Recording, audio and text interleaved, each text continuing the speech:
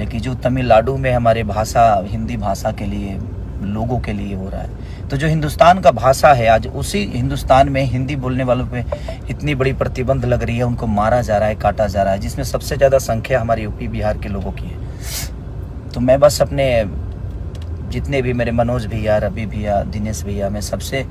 प्रार्थना करता हूं कि आप लोग प्लीज़, क्योंकि आप लोग सरकार में हैं, तो इस चीज़ को आप लोग जितना चाहेंगे तो इस सरकार से वो सरकार बात करके और हमारे हिंदी भाषा के लोगों के लिए और अपने यूपी बिहार करके खास करके लोगों की मदद हो सकती है।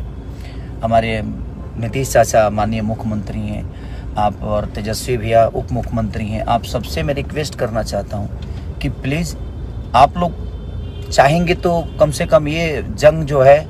बंद हो जाएगी, और उसका देन कहीं ना कहीं हम सभी हैं, क्योंकि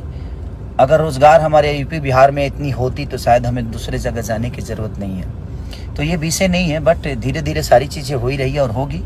लेकिन अभी जो सिचुएशन है वो बहुत दयनीय है, बहुत निंदनीय है कि वो आज अपने ही देश में, अपने ही लोगों के द्वारा हिंदी बोलने पे इतनी प्रतिबंध है कि आप हिंदी बोलेंगे तो शायद उसके लिए आपको मारा जाएगा, काटा जाएगा।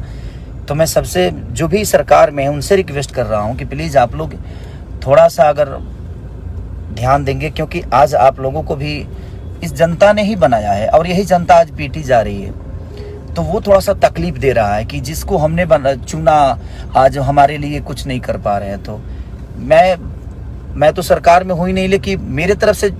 जो भी मदद होगी आप लोग बोलिए, मैं करने के लिए तैयार हूँ। लेकिन मैं कैसे करूँ, कहाँ करूँ, मुझे पता ही नहीं है कि हाँ कैसे क्या होगा वहाँ, क्योंकि वहाँ विषय क्या है, वहाँ प्रॉब्लम क्या है, क्योंकि वो सरकार में जो है वो सरकार के लोग ही जान सकते हैं।